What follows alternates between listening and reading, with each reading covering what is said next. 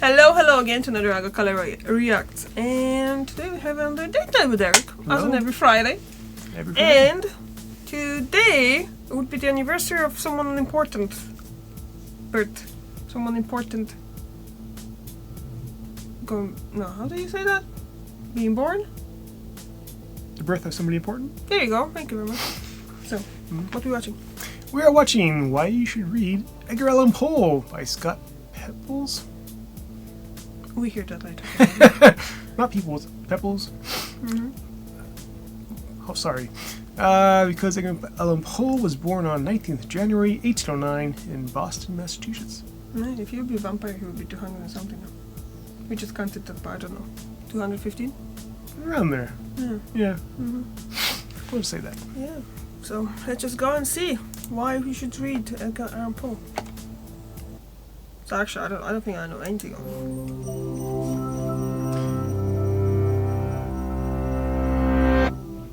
A high forehead topped by dishevelled black hair, a sickly pallor, and a look of deep intelligence and deeper exhaustion in his dark, sunken eyes.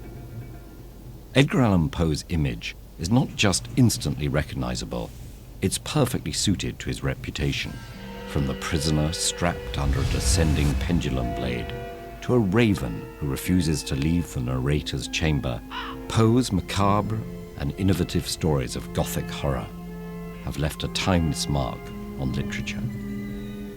But just what is it that makes Edgar Allan Poe one of the greatest American authors? After all, horror was a popular genre of the period with many practitioners. Yet Poe stood out thanks to his careful attention to form and style. As a literary critic, he identified two cardinal rules for the short story form. It must be short enough to read in one sitting, and every word must contribute to its purpose. By mastering these rules, Poe commands the reader's attention and rewards them with an intense and singular experience, what Poe called the unity of effect.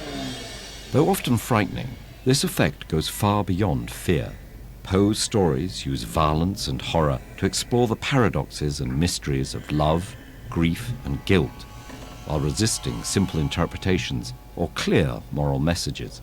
And while they often hint at supernatural elements, the true darkness they explore is the human mind and its propensity for self-destruction. In The Telltale Heart, a ghastly murder is juxtaposed with the killer's tender empathy towards the victim, a connection that soon returns to haunt him. The title character of Lysia returns from the dead through the corpse of her husband's second wife, or at least the opium-addicted narrator thinks she does. And when the protagonist of William Wilson violently confronts a man he believes has been following him, he might just be staring at his own image in a mirror. Through his pioneering use of unreliable narrators, Poe turns readers into active participants who must decide when a storyteller might be misinterpreting or even lying about the events they're relating.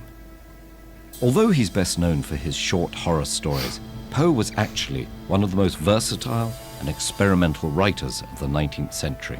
He invented the detective story as we know it, with The Murders in the Rue Morgue, followed by The Mystery of Marie Roget and The Purloined Letter.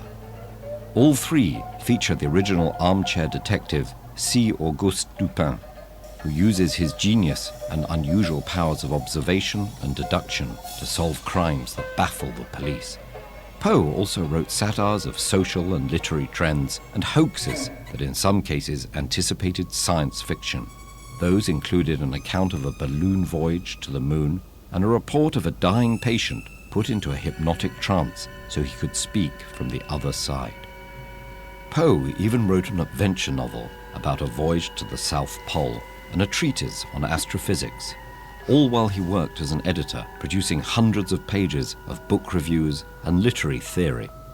An appreciation of Poe's career wouldn't be complete without his poetry, haunting and hypnotic. His best-known poems are songs of grief, or in his words, mournful and never-ending remembrance. The Raven, in which the speaker projects his grief onto a bird who merely repeats a single sound, made Poe famous. But despite his literary success, Poe lived in poverty throughout his career, and his personal life was often as dark as his writing. He was haunted by the loss of his mother and his wife, who both died of tuberculosis at the age of 24. Poe struggled with alcoholism and frequently antagonized other popular writers. Much of his fame came from posthumous and very loose adaptations of his work.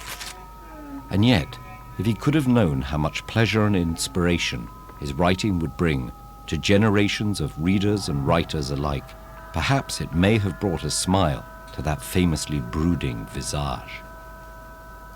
Check out this playlist for more videos in our reading series, and let us know in the comments which... What do you think? I always was thinking that Edgar Allan Poe was writing just poetry. That's why I never really looked into it. Yeah, all I heard was the poems of Yeah. Edgar Allan Poe, but I didn't realize I've he actually was never write- read anything of his. Yeah. I just, it's one of those things where you just I just keep don't hearing like about. poetry because I'm terrible at understanding it and stuff like that, so I'm just like, no, I'm not going to read it. So I thought that was just poetry that he was doing. Yeah. I didn't realize he was doing, like, other things as well. I'm gonna look up. Actually, I might That's just... complete works I should be looking for inside the charity shops. Yeah, I mean, like the stories, the detective ones and stuff like that, it might be actually something I might enjoy. Yeah. Interesting. Well, yeah, but that was like... Yeah, something to look for. No, on my Kindle search to look for something to read. 18 should be in the public domain. Yeah, it should be, isn't it? I think Huh, that too. something to look forward to. Yeah, cool. Well, it's kind of interesting that his wife and his mother died in the same age as well. 24 is same thing. very young. Not them, if you think about it. It's the thing. No. Our bread machine is making the pizza dough for us. Second time. Anyway, that was kind of interestingly done. Very long necks on them. Yeah. But in general, Part your ass. kind of, yeah, I guess. That's kind of cool. Short too. Yeah. Alright, has something else to add? No, interesting. I would like to learn more about Edgar Yeah. Allan Poe. I like to read some of his material. Yeah, it's like Eric just pointed out before we started watching that. Basically, I thought Eric likes him. That you actually read some of his stuff. No. I must have just thinking about something else then. But and then you said what? TV show we used to watch. Altered Carbon. There was a character. The guy in the hotel, yeah. wasn't he supposed to betray Edgar Allan Poe? The way Something he like dresses, that, yeah. the way he looks. Well, the speaks. hotel was called Draven. Yeah. Yeah, See? so it was See? just kind of See? like that. Yeah. See? Make a show clip I on mean, it. yeah, because I read the books, but the books didn't have it there. That's what the show changed. Oh. So I'm not sure what that's supposed to. Well, I thought that was one of the most interesting characters in the show. It was actually. That was the very good thing that they changed. The books were very good, but that's the one thing that actually... Most of the time you see some kind of shows or movies or something like that, and they're kind of like changing something and they're going for worse. But that actually made the show better. Because that character was really good. Yeah. That was very interesting and very helpful as well for him, so... For the main character, so... Yeah.